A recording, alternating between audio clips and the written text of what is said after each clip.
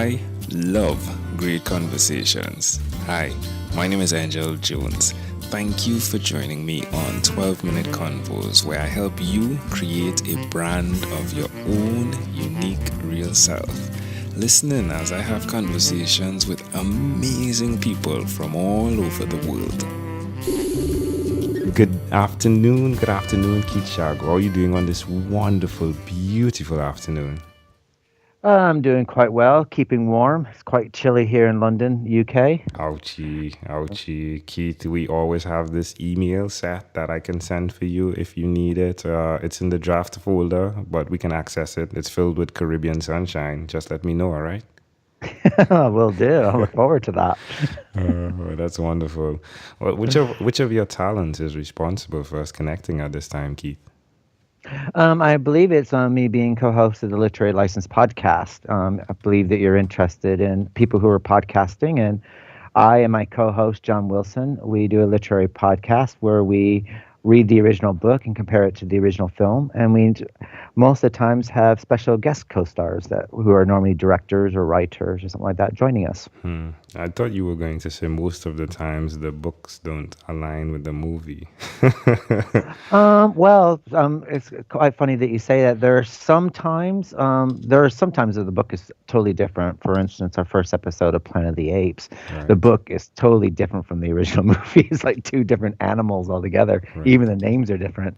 But then we have something like Silence of the Lambs that's recovered, which is basically almost word for word, except for Sweet. a couple little scenes that are missing. That's great. So, who did you learn the skill of detail from? Well, I guess I learned my skill. I mean, I got a PhD in journalism and one in criminal psychiatry, but I've always been a lover of film, and ever since I was a young boy, I've read books. I was kind of that nerdy kid that would, everyone would be out playing, and my grandfather would sit there and go, "Oh, there goes Keith out in the fields again with his book and his horse," and I would just disappear for hours and just read. So, I guess it started from a really young age. Yeah, So. that's amazing. Love when individuals connect things to who they are from a child. It's really fascinating for me how it's there, right?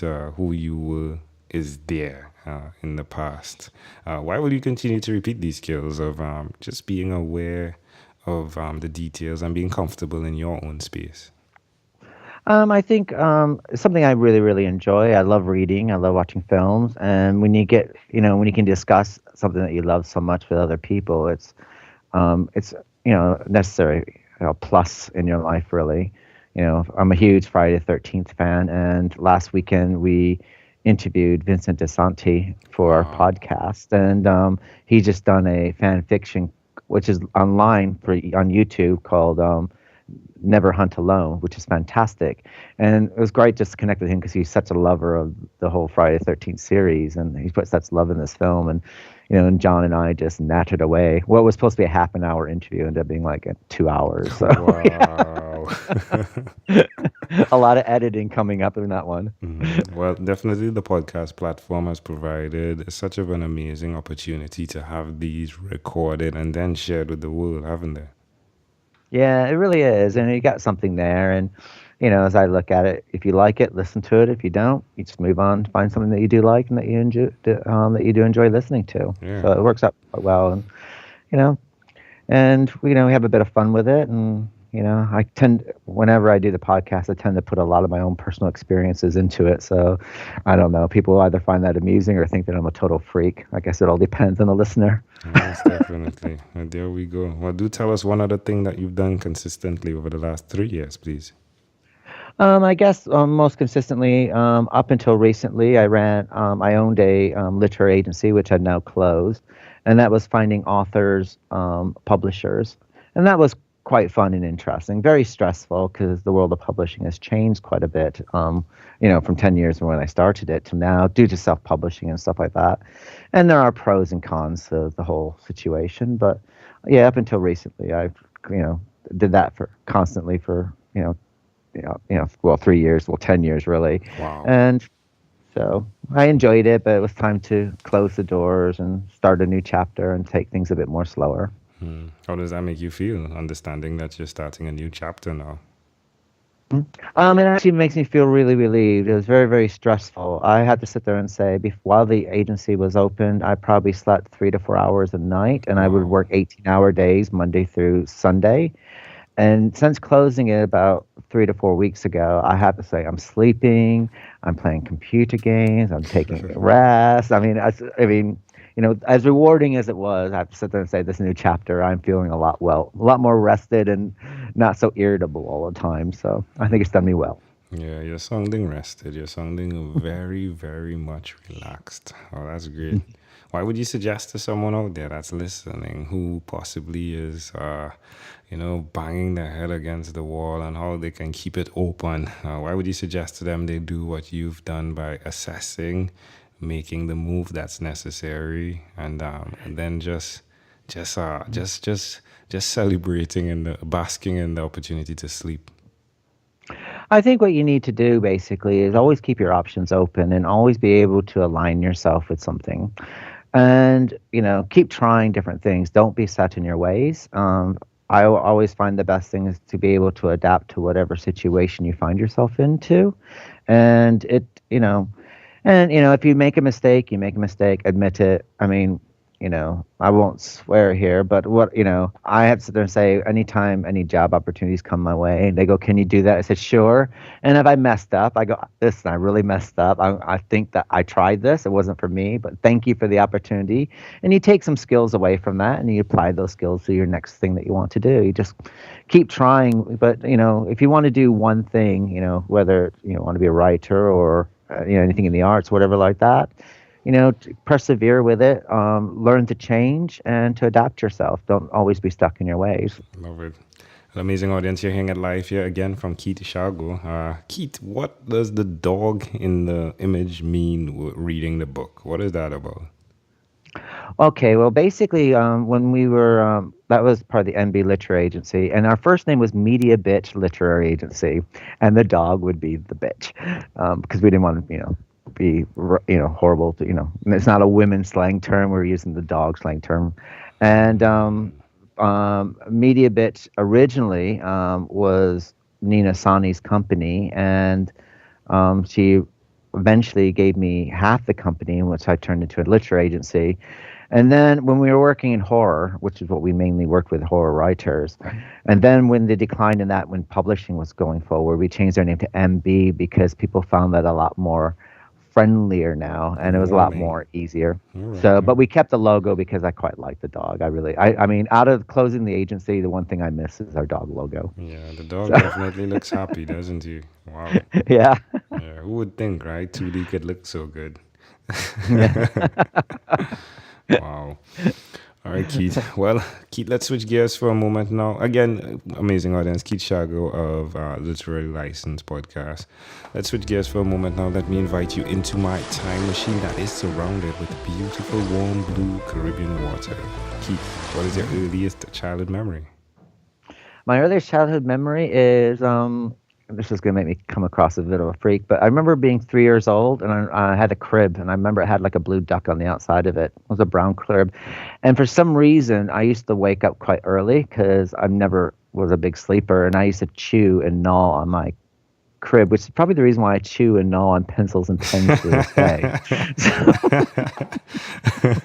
It seems as though you just connected that dot.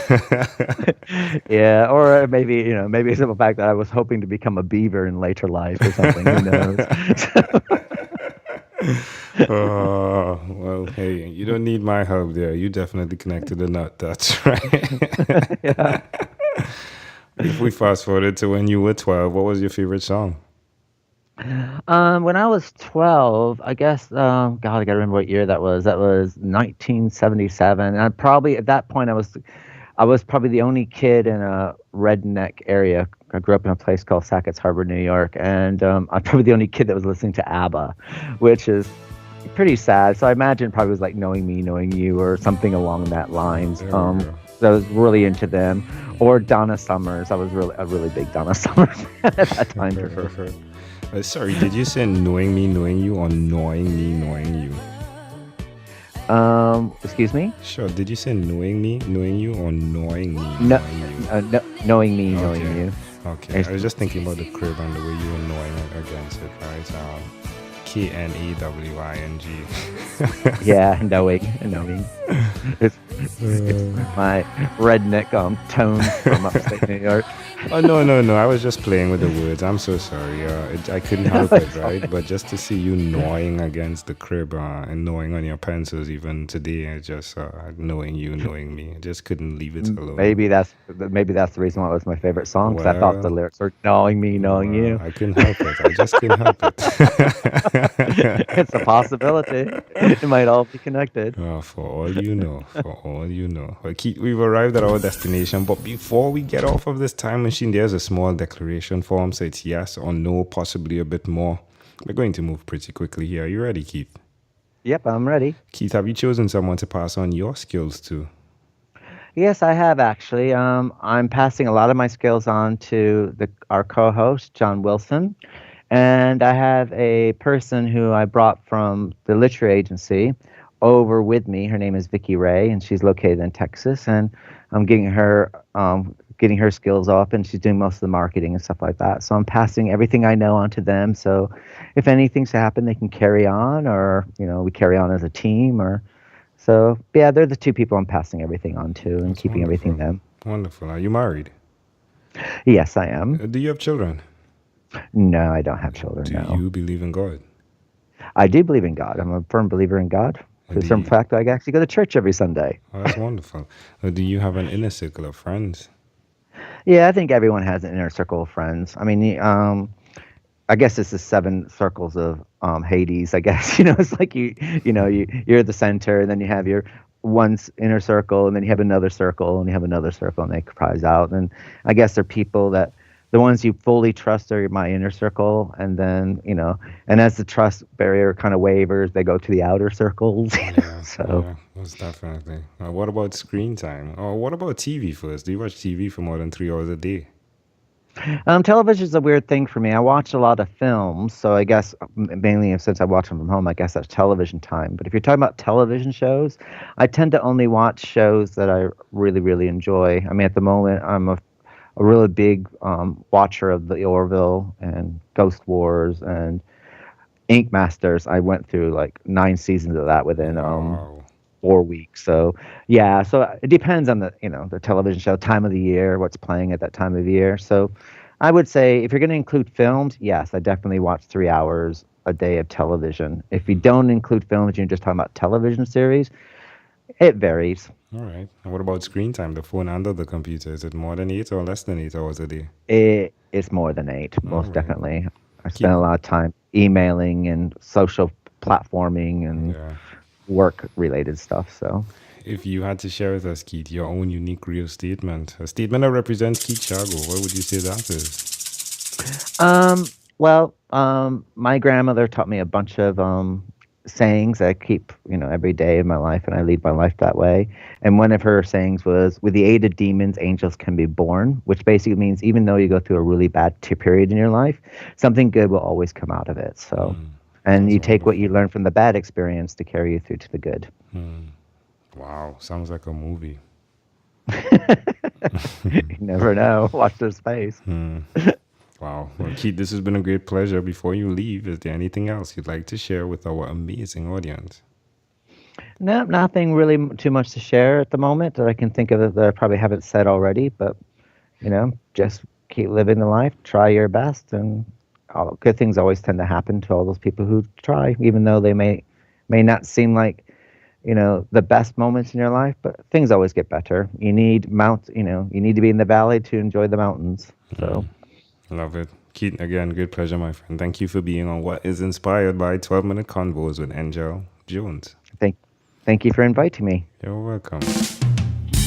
Thank you for being on 12-Minute Convos with Angel Jones. Stay tuned for more from our advertisers.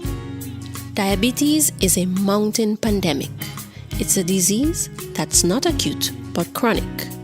Similar to this rhyming method, I have simplified the definition, the signs and symptoms, and the complications of diabetes for both adults and children in my books, Poems for Patients, A Focus on Diabetes, and The ABCs of Diabetes for Children.